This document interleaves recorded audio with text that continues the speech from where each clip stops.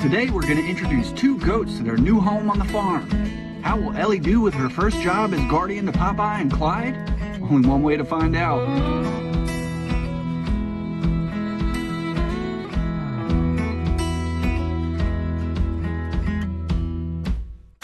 What an absolutely beautiful day to start a new aspect of the Filthy Goat Soap Co.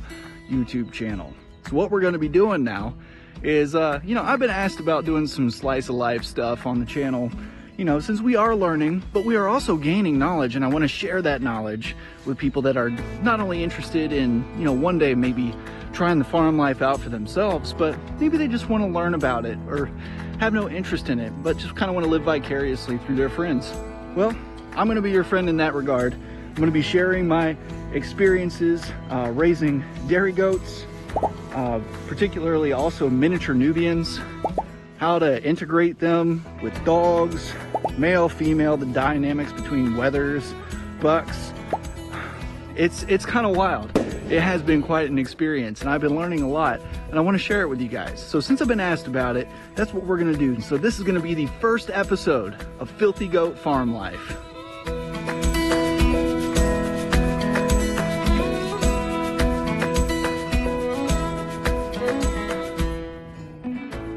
Guys, I'm so excited. We just got more goats. Isn't this how it happens? Look, right behind me you see Popeye.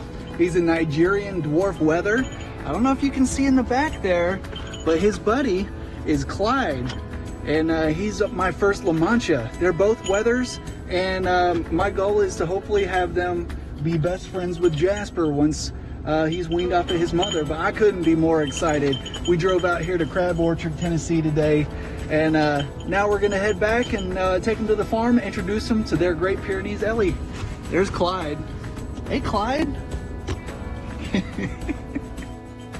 That's how they came in. It works in a pinch. Hey, you don't need a truck for goats. Don't let them tell you that. The first and most important thing I did was to let them get comfortable with their new surroundings.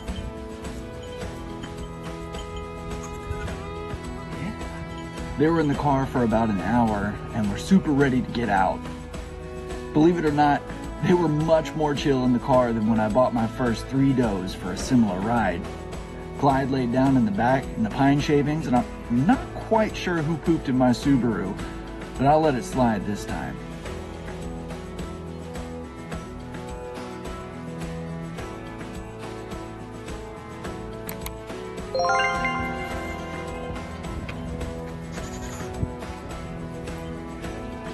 While Popeye and Clyde were getting used to their surroundings, I kept Elly in a small little pen so that they could all see each other and just acknowledge each other's existence from a safe distance. I gave the wethers a solid hour or so to acclimate and to let them figure out where their food and their water was. They were all about that goat mineral, which is essential for wethers. You gotta have something with ammonium chloride for them, or else they risk urinary stones. In my experience, if you just give it to them free choice, then they will eat as much of it as they need, and not too much. I don't worry too much about it. I just check and refill as needed, and simple as that.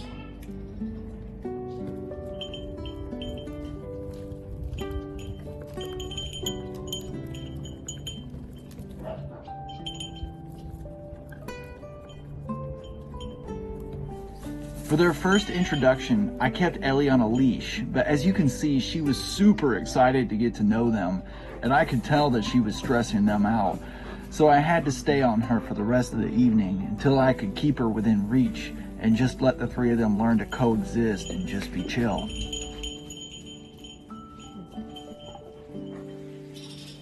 Despite how relaxed Elly looks here, she definitely could not be trusted to keep that behavior up.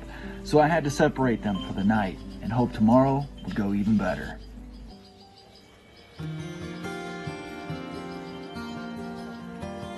All right, so Popeye and Clyde just had their first night here, and they're obviously awake now if you can't hear the babies over there. I know you can hear it. I know I can hear it. Yeah, Clyde is having a little bit of feed this morning. Popeye is exploring the forage, and we actually kept Miss Elly in a cage because she was just a little too excitable and I wanted to be on hand. So what ended up happening is that they were inside this area is just kind of, you know, a place for them to sleep, a place for them to eat, and kind of get used to Elly being nearby. But yeah, I'm hoping to bond with them a little bit more today, and very much looking forward to seeing how they get used to their new home. It's quite a bit more chilly than it was yesterday, but that's how it is. You know, it's spring. Spring is coming. Winter's trying to hold on as best as it can. But I hope you guys are enjoying the footage, and I'll try to add a little bit of commentary here and there. You know, working with the herd dynamics has probably been the most difficult thing I've found, especially with the babies. And you know, I'm going to be releasing videos the more that I learn on how to deal with that, my experiences, things that I'm doing, things that I wish I had done differently. We're all there. Honestly, some of the best decisions I've made have been from learning from other people's mistakes. So hopefully I can pass some of that on. Not only is this just going to be a happy little slice of live channel, but hopefully you guys can pick up on some skills for your goats, also soap making, and just enjoy a little bit of farm life. That's what Filthy Goat Soap Co. on YouTube is going to be about, and I hope that that's enjoyable. One other thing to share is that whenever I get new goats, I ask the previous owner as many questions as I can about what they feed them and how often they would feed them. See, because changes in diet can really compound the stress that they're already going to experience from the move, and it could lead to digestive problems like diarrhea. Goat health can go critical in a hurry if you're not paying attention, so it's a good practice to mimic their normal grain, hay, and mineral routine. What you're seeing here is that Elly still has no chill and just chases the goats around, constantly stressing them out. I just couldn't seem to get through to her, but I tried to prevent her from cornering them and being as much of a mediator as I could. A livestock guardian dog is supposed to take a subservient role in the herd hierarchy, so my main concern was to make sure that she wasn't viewing them as prey. It's very clear that she just wants to play with them. So this looks to be just a maturity thing for Elly. Her thing is that she's just hyper, and so I just stayed the course of making sure that at the very least she understood my role in the herd dynamic and understood when I wasn't pleased with her behavior.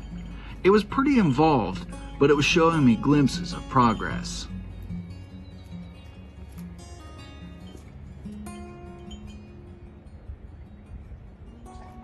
Right, so this has been going generally pretty good, wouldn't you say, Elly? I was holding her pretty tight before on her collar. Actually, the goats are only about, they're less than 10 feet away from us right now. But Elly is actually a very good girl. I'm very fortunate to have her. As you notice, she was getting very excited and chasing after them, but it was all playful behavior. You know, she wasn't trying to attack. I'm really impressed with Great Pyrenees. Look at that leg. I love that little paw thing that they do. So I've got good hopes for this. My plan is to kind of just hang tight for a little while and watch, stay nearby, that way I can give commands as necessary. But I think me and Elly are gonna take good care of Mr. Popeye and Mr. Clyde here. In fact, they're coming to see what we're talking about. We'll just hang tight and we'll watch these goats for a little bit longer and see how it goes. I think it's gonna be fine.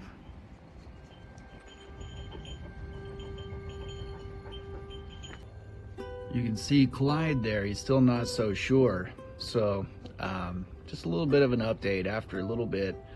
I've been trying a few things. You see, Elly, I don't know if she's just too young, not mature enough, but she just wants to play with the goats. And Mr. Clyde over there has it in his mind that he has to protect Popeye. And, you know, he's even tried to headbutt with Elly a little bit too, and she's just not getting it. So, what she's been doing is a little thing I like to call dumb dog brain. And I'm sure you've all seen this, that look in their eyes where you know, everything's just not firing, all the cylinders aren't firing, and they just think in all capital letters in broken English. I think you all know what I'm talking about. But anyways, I say that because she won't listen to my commands, and so I got a little bit concerned about it. So what I've decided to do at that point was I would just clap my hands really loud, and that got her attention. And so I'm sharing this, you know, for people that are trying to, you know, figure this out, and or that are curious about how this is going to work for me and for you potentially. So what I ended up doing was I kept some biscuits in my pocket, and I did the clap whenever she got too close or was really kind of ticking Clyde off. And then she'd look, and then I'd give her a biscuit, and she backed off. And after about 4 biscuits and some time and some patience, which I'm running out of today, it started to work. And now, as you can see, she's happily laying in a pile of bird poop, you know, as dogs love to do. She's been eating more goat poop than I've ever seen any dog eat fecal matter. I don't know whether to be impressed or disgusted. But anyways, that's the update for how this has been going. We're going to keep monitoring it. It is so cold, and it's actually starting to rain a little bit, so I doubt that they're going to want to come outside. But I'm still feeling optimistic about it. Come on out, Popeye. Come on out, bud. The rain really started to come down, and when it turned into an unexpected little hailstorm, I saw this as a good opportunity to monitor their interactions in a more contained area.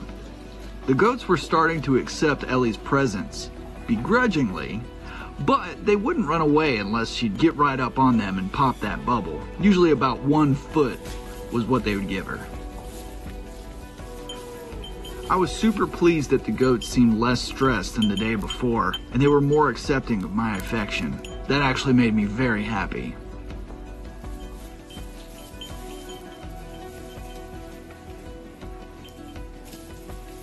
They're still trying to figure out who the new boss is, as you can see Popeye headbutting Clyde in the side a bit. Elly, on the other hand, is trying out her new life as a goat by tasting the goat mineral.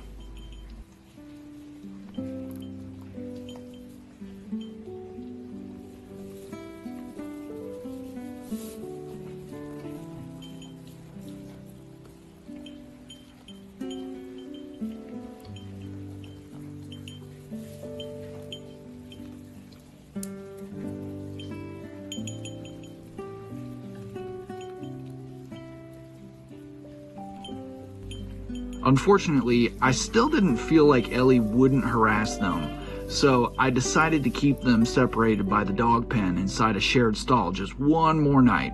And I prayed that somehow it would work out better tomorrow so that I could get back to focusing on my other duties.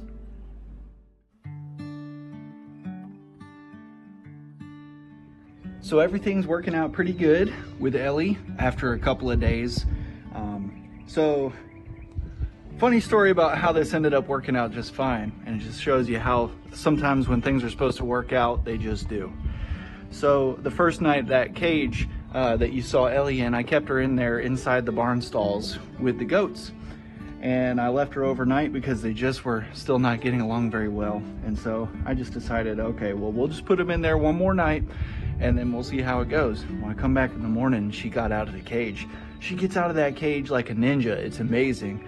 And very frustrating, but also amazing, right, girl?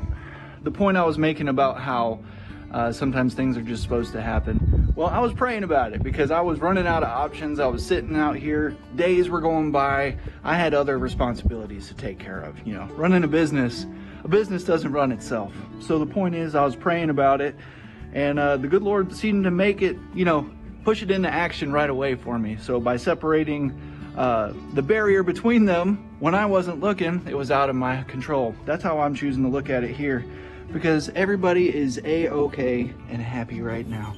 Elly's a good girl. The goats, as you can see, are a lot less stressed. Their personalities are finally starting to come out because they like and trust me, and I don't know if they like and trust Elly yet, but they tolerate her. So I will call that an absolute success. I hope you guys are enjoying all these little farm life videos that I'm putting out on the YouTube channel. I'd like to invite you to check out filthygoatsoap.com. You know, that is our business. It's all agriculture based. All the soap is from natural goat milk that is hand milked by myself. And, you know, all of these animals are a part of the deal. These are my employees, and I want to make sure that they're good and happy. And when they are happy, I want to share it with you guys because it's encouraging, it's beautiful, the world is a beautiful place, and life is awesome. So, until next time, get filthy, stay clean. Please like, comment, and subscribe. Helps us out big time as a small growing channel. We'll talk to you guys later. See ya.